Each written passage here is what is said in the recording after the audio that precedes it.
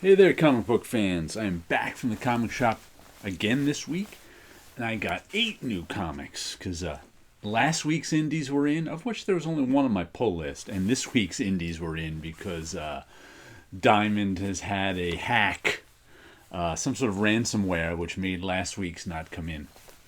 And I think they're still having problems. My LCS owner said some people didn't get their indies this week, but I got last week's. And before I start, I want to mention my Patreon, link down below. If you want to see some more of my art and support my art, click on the link down below, and there's public stuff too you can see too for free. So check out Patreon. And these are my top of the printer museum books for this week. Another DC book, House of Secrets, a Bernie Wrightson cover. Pretty cool one. What number is this? House of Secrets number 93. This one is old and battered. Was it House of Secrets 92? That was the first Swamp Thing? I can't even remember now, but I don't have that one. But here we go. Excellent Bernie Wrightson cover as they uncover that, I don't know what that is, scarecrow under the Lonely Death and Never Kill a Witch's Son. And then, of course, we've got an issue from the 80s. Journey, The Adventures of Wolverine McAllister by William Mesner's Loeb. What issue number is this? 16. I used to buy this one, but and it was on my pull list, but I still missed some issues in the 80s, I think. It wasn't always distributed that well. I like her leaping over the palisades of that fort there. Pretty cool. I enjoyed looking at these two all week. I'll have to go back and pick up the issues of Journey that I'm missing off of my comic shop or something. I don't think they're that expensive. So one of these days I'll have to see which issues I'm missing, pick them up, and then reread the whole series. I don't think I've read this series since the 80s. It's like the adventures of Wolverine McAllister, who was a mountain man, hunter-trapper in, I don't know, the 1700s or something like that in North America. He may have even been Canadian. I can't remember. But it was good stuff. I enjoyed it back in the day. Now let's see what comics I got.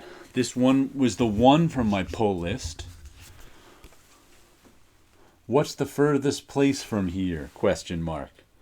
By Boss and Rosenberg.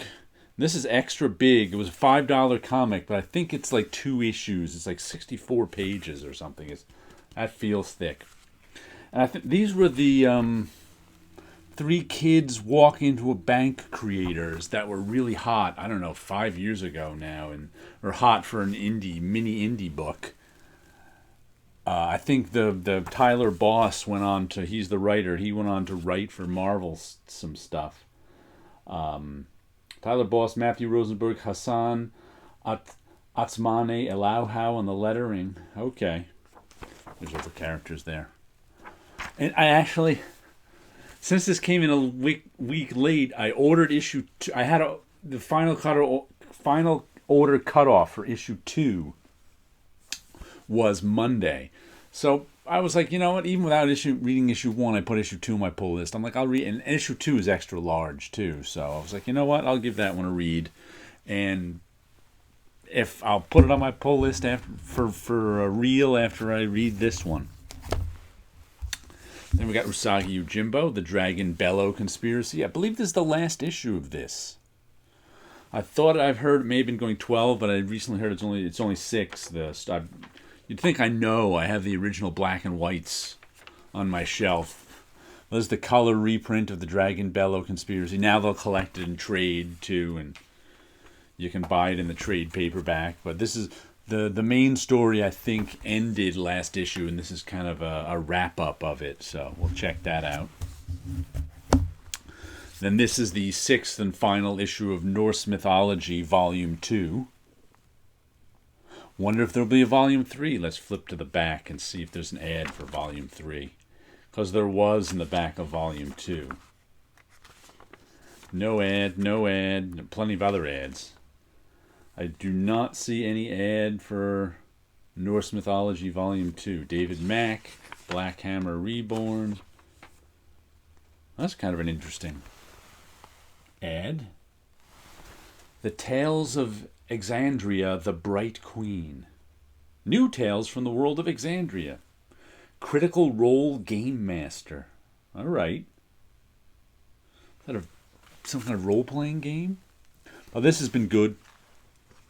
Craig Russell has been adapting stories from Neil Gaiman's Norse mythology book. Who's drawing this one? Arbelt Gabriel Hernandez Walta. That's right, he did the last issue too. Good stuff. Well, it looks like we've someone new at the end too. Sandy Jarrell does the last story. That's the art that changes, but I enjoyed Volume 1. I've been enjoying Volume 2 thoroughly, so all good stuff. Gru Meets Tarzan. This is issue 4 of 4. This has only been Like the first issue had a double page splash page that sold me the whole series. The rest has just been okay. Tom Yates, Sergio Aragonés drawing a Tarzan Gru crossover, Mark Evanier writing it. Roberto comic on the back. And not just kind of middle of the road for me. Oh, there's some nice pages. Just kind of middle of the road as Gru goes. And this finally gives Great Gatsby issue number 2. I think I brought issue number 1 in I don't know, July or August. It's been a while since this is the adaptation of the Great Gatsby novel, which I think is now in the public domain. And the first issue was really good. I liked the art on it. Who is this? Jorge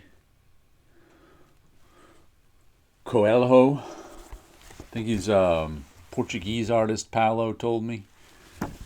He's one of the, and he's good. Whoever this artist is, he does a really nice job. I liked the first issue, so of course put it on my pull list. Don't know how many issues it's going, but I'm a Great Gatsby fan. I was reading quite a few books. I read this summer. I reread The Great Gatsby, and I reread a few books about The Great Gatsby. So this came out at the right time for me this summer. Then we've got Deep Beyond, number 10. Out of 12. This is the Italian-made comic. Sci-fi, future. It's good. I mean, it's just, these guys know what they're doing. It's nicely written. It's nicely drawn. The story is told nicely. What is this? Mika Andolfo, David Goy, Andrea Brocardo, and Barbara Nocenzo. But I like the drawing on that page right there. But I'm enjoying it. This and 2 more issues. This I picked up off the rack regarding the matter of Oswald's body. I know Sleepy Reader, this must have come out last week, just not to my shop.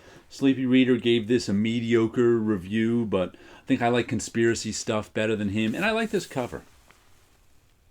It's really the cover that sold me, and I think it's about people digging up Oswald's body in the early 80s. Oh no, 1963, so it must be earlier than now. There's I guess that, because there was a thing, part of the JFK conspiracy in the 80s was it wasn't really Oswald buried in his grave, and I think they ended up digging up his grave sometimes in the 80s and DNA testing him, and it was Oswald. So I think this has something to do with that. Christopher Cantwell, Luca Casalanguida, and Giada Marquisto. So we'll see how that, but I do like that cover. Nothing else is going in my bought only for their covers section, even if I hate the comic itself. And the last thing we got this week, I ended up picking up A Righteous Thirst for Violence too. Even though look at that, look at those waves in it. I really liked the first issue, the contents. I really didn't like the first issue, the comic itself. Look at how wavy and oversaturated that is. It's just such a piece of crap comic, physical comic. But the art is nice. But it's just kind of like, But it was on the shelf, and I'm like, I looked through it. I went, all right, I'm gonna get. If I don't get the comic, I'm probably never. I was thinking about not buying the comic and hoping they come up with a nice hardcover version of it that's not as crappily printed on crap paper. But I'd probably never end up doing that. So I did. Oh, let me show you. I showed you these last week. I just wanted to tell you, because someone mentioned them last week in the comments, 7 to Eternity, the 3 volumes I took out of the library, and unfortunately, I didn't like them. Rick Remender, Jorge, Jerome Opeña, Matt Hollingsworth, all talented guys, but matter of fact, Rick Remender wrote this one too, which I enjoyed the first issue of. But I just found this bleak, and none of the characters did I like, and I read the whole first trade. Then I read like the first issue or issue and a half of the second trade, and then just kind of flipped through it to pick up the gist of the story. And then the third one, I read the first issue too, and I couldn't stand it, and then flipped through the rest of it to get the gist of the story. And there's I think there's another volume to be done. It's to be continued at the end of this one. But I just found it bleak and uninteresting. All these wild characters, and none of them interesting. And I like Jerome Opeña's art, but his storytelling was unclear at times. There were times it was just, he just drew too much detail, I think, because everything blurred together. But if you like it, more power to you, but I didn't. Let me show you a little bit of my artwork. What did I do this week? Oh, I marker colored this. Oh, I'm knocking that one down. You stay up. One of my Dreams of Things covers. What is this? Number 124. It's got the vertical logo. I actually penciled a couple of these this week, too. But here's one that was finished. These two Mod Man-like characters and a big face standing in this dreamscape. One's a little strange. Sometimes I get big faces. Sometimes I get strange little figures. We'll have to see. Big face. Those are medium-sized figures. These ones are little. So there you go. Some artwork, some comics. You guys have a good week out there.